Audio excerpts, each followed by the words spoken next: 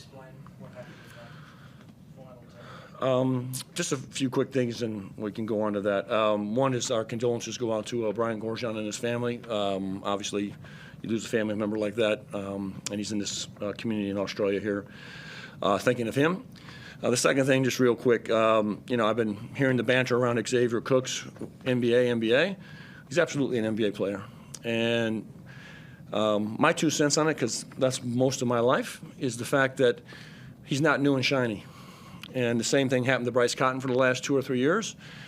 And when NBA people come over to scout, they spend a lot of money to fly around, and they want to find the new young thing to bring back to their GM or the president of their team.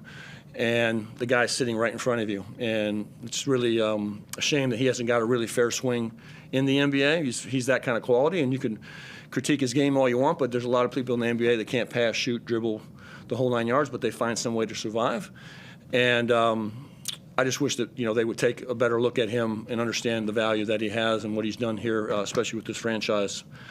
About the game, just relentless. These guys continue to find value in each other. Love each other. Our motto always is to defend the island, play as hard as we can, and they came in here quite scrappy, and we held ourselves well enough together in the third to survive. It wasn't pretty. They had some breakout moments there, but we just missed assignments.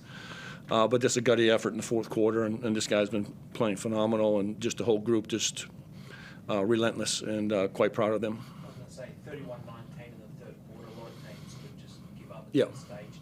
Did you draw on what happened last season, or is this a new group? And you just... Yeah, we don't really talk too much about last season because it is a little bit of a new group and a new twist, and we just kind of just do what we do, and we do the work, and we process the work, and we work extremely hard during the week to get ready for a game like this. This is basically the byproduct of all the work that these guys put in, and it's nice to see them rewarded. Obviously, we've had 3 road wins, I think, now, and in a building that's obviously extremely tough, and to me, the best team in the league, and they've proven it in and out from last year onto this year, so a real good win for us. You mentioned Milton earlier, obviously, 33, 23, 25 tonight this past 3 games. What do you put that down to? Has anything changed, or just getting more acclimatized to the end? I think, it's, again, just the comfort level of playing with our guys. He can probably tell you way better than I can. He's the one doing it. But I think just the comfort level with our guys, finding his niches and where we think he can score and getting him the ball in certain areas that I think are beneficial to him. And having Magna on the floor has been helpful to him, obviously, with a big target. And McVay spacing the floor, and just they're starting to gel a little bit. And, we still have to restrict Magna's minutes and how we handle him and Clint. But just the gelling of those two, and now Jet has someone else and another partner. And, Fab and JB have been great for us. They're just not as big as targets as Magna can be. So he'd probably answer that better than me. Well, what does it mean to hear from your coach, not just on tonight, but also the NBA chat as well? He just perfectly explained it. Everybody's gelling well. We have, I think tonight, 8 people scored. So everybody's contributing and being a threat on the court. Then you got Mags rolling to the rim and setting great screens. And the rest of these guys just filling the space and making shots. So it makes it easy for me to get to my spots. Do you feel like you have unfinished business back in the States? I don't know. I don't really know what that means, but I'm here right now and just focused on here, taking it game by game. Let's talk about the season. I think you're 8-6 now. Big game against the Taipans next week. Where do you think you guys are halfway through the season? Just how important is that game, given they've got that spot just about? Well, again, I guess it's probably boring because I say it all the time. We don't really think about that too much. We're worried about winning on Tuesday when we come back to the practice floor. And, again, the games are the byproduct.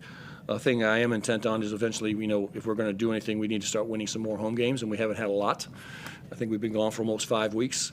But every game you play, home and away, you have the potential to really get embarrassed and have a loss hung on you, and you just have to be on point, and hopefully we can carry it through. But, if that's who we play next, I don't really know. I'm just concerned about getting home.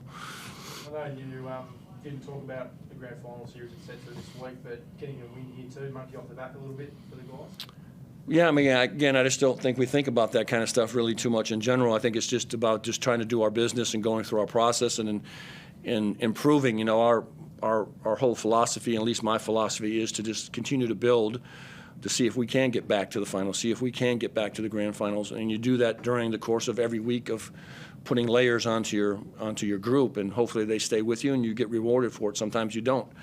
And so for us, it's just about not necessarily the moment, but down the road, are we doing the right things to get to where we need to go? What about some of the Jack's big shots in that final term as well? You must be pretty proud of him. Yeah, we had to maintenance him quite a bit during the course of the game and bring him in and out. He had only practiced basically a half a day this past week. He just had the flu and hadn't practiced in the last 2.5 days. So trying to get him in and out and kind of just keep him alive and breathing freshly in 3 and 4 minute spurts. At one point I just tell him to keep shooting. Every time he shoots it, I trust the fact that it's got a great chance of going in, and he managed to get through this game and battle with some of the illness, but he did a heck of a job. But our entire group just fought like heck, and to hold this team at this level to 6 points in the fourth quarter is just a great credit to my group. And what about Sean McDonald? I know we've talked about him a lot too, but with the B development player and come on and do what he's doing at the moment, that's pretty special too. Yeah, it's a great credit to our coaches and Jacob Chance and Mark Radford and Jack Fleming of developing our guys. And, we had some success last year with Jock Perry at the end of the year with the amount of work they were putting in with him.